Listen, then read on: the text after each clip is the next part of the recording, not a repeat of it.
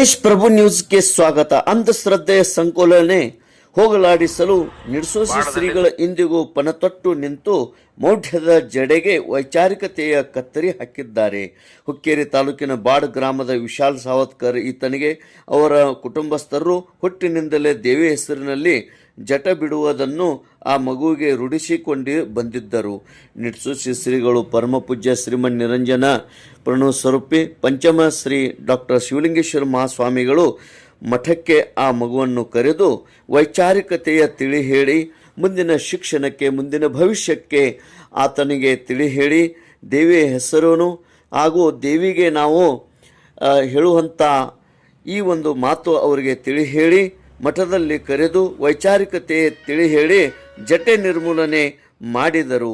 ವಿಶಾಲ್ ಸಾವತ್ಕರ್ ಬಾಡ್ ಈತನಿಗೆ ಮುಂದಿನ ಜೀವನ ಭವಿಷ್ಯಕ್ಕೆ ಒಳ್ಳೆಯದಾಗಕ್ಕೆ ಈ ಒಂದು ಕಾರ್ಯ ಶ್ರೀಗಳ ಕಾರ್ಯವು ನಿಜವಾಗಿ ಶ್ಲಾಘನೀಯವಾಗಿದೆ. ತೇಜ್ ಪ್ರಭು ನ್ಯೂಸ್ ನಿಡಸೋಸಿ.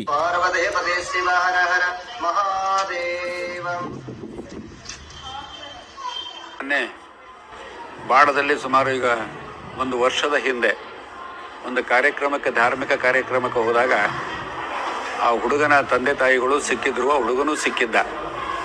ಆ ಹುಡುಗನನ್ನ ತಂದೆ ತಾಯಿಗಳನ್ನ ಕೇಳಿದ್ವಿ ನಾವು, ತೆಗಿಸ್ಬಿಡ್ರಿ ಅಂತ ಹೇಳಿ. ಅದು ಎಲ್ಲಮ್ಮದ ನಾವು ತೆಗ್ಸಕ್ಕೆ ಬರಲ್ಲ ಅಂದರು. ಅವ್ರಿಗೆ ಹೇಳಿದೆ, ಎಲ್ಲಮ್ಮಗೆ ಎಲ್ಲ ಶಕ್ತಿ ತುಂಬರೇ ಗುರುಗಳು ಇರ್ತಾರೆ, ಅದಕ್ಕೆ ಕರ್ಕೊಂಡು ಬರ್ರಿ ಒಮ್ಮ ಮಠದಲ್ಲಿ ತೆಗಿಯೋಣ ಅಂತ ಹೇಳಿದೆ. ಒಂದು ವರ್ಷದ ನಂತರ ಅವರೆಲ್ಲ ಚಿಂತನೆಯನ್ನು ಮಾಡಿ ಮಠಕ್ಕೆ ಕರ್ಕೊಂಬರ್ತಕ್ಕಂಥ ವ್ಯವಸ್ಥೆಯನ್ನು ಮಾಡಿದರು.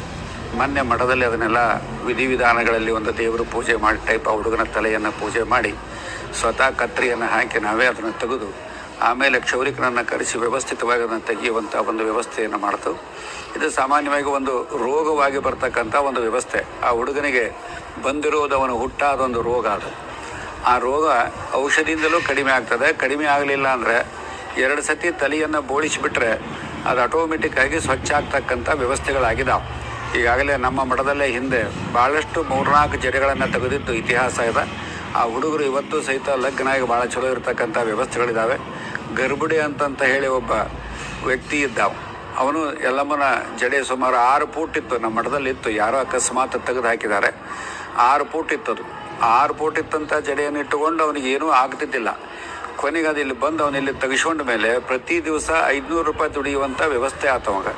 ಹೀಗೆ ನಾವು ಮೂಢನಂಬಿಕೆಯಲ್ಲಿ ಭಾಳಷ್ಟು ದೇವರ ಹೆಸರಿನಲ್ಲಿ ಇಂಥವನ್ನು ಬಿಟ್ಟುಕೊಂಡು ನಮ್ಮ ಜೀವನವನ್ನೇ ನಾವು ಹಾಳು ಮಾಡಿಕೊಳ್ಳುವಂಥ ವ್ಯವಸ್ಥೆಗೆ ಬಂದಾಗ ಇಂಥ ಮಕ್ಕಳು ಕೈಯಲ್ಲಿ ಸಿಕ್ಕಾಗ, ನಮ್ಮ ಕೈಯಲ್ಲಿ ಸಿಕ್ಕಾಗ ಅವರಿಗೆ ಪ್ರೀತಿಯಿಂದ ಹೇಳಿ, ತಂದೆ ತಾಯಿಗಳಿಗೂ ಪ್ರೀತಿಯಿಂದ ಹೇಳಿ ಭಕ್ತಿಯನ್ನು ಹುಟ್ಟಿಸಿ ಅದನ್ನು ತೆಗೆಯುವಂಥ ವ್ಯವಸ್ಥೆಯನ್ನು ಮಾಡಲಾಗಿದೆ. ಇಂಥವು ಭಾಳಷ್ಟು ಈಗಾಗಲೇ 100 ಜಡೆಗಳನ್ನು ತೆಗೆಯುವಂಥ ವ್ಯವಸ್ಥೆ ಯಲ್ಲಮ್ಮನಗುಡದಲ್ಲಿ.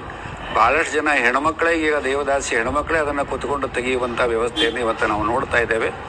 ನಾವು ಈ ಮಠಕ್ಕೆ ಬಂದಾಗ ಸುಮಾರು ಪ್ರತಿ ಹಳ್ಳಿಗಳಲ್ಲಿಯೂ ಆ ಜಡೆ ಸಿಗತಕ್ಕಂಥ ವ್ಯವಸ್ಥೆಗಳಿದ್ದು, ಆದರೆ ಇವತ್ತು ಅವೆಲ್ಲ ಜಡೆಗಳು ಕಡಿಮೆ ಆಗ್ತಕ್ಕಂಥ ವ್ಯವಸ್ಥೆಗಳಲ್ಲಿ ಒಂದು ವಿಶೇಷವಾಗಿ ನಾವು ಕಾಣ್ತೇವೆ. ಅಂದರೆ ನಮ್ಮ ಜನರಲ್ಲಿ ತಿಳುವಳಿಕೆಯನ್ನು ನಾವು ಸರಿಯಾಗಿ ಕೊಟ್ಟರೆ ಅವರು ಪರಿವರ್ತನೆ ಆಗ್ತಕ್ಕಂಥ ವ್ಯವಸ್ಥೆ ಇದೆ ಅನ್ನೋದನ್ನು ಈ ಕಾರ್ಯಕ್ರಮ ನಮಗೆ ತೋರಿಸುವಂಥ ಒಂದು ವ್ಯವಸ್ಥೆಯನ್ನು ಕೊಡ್ತದೆ.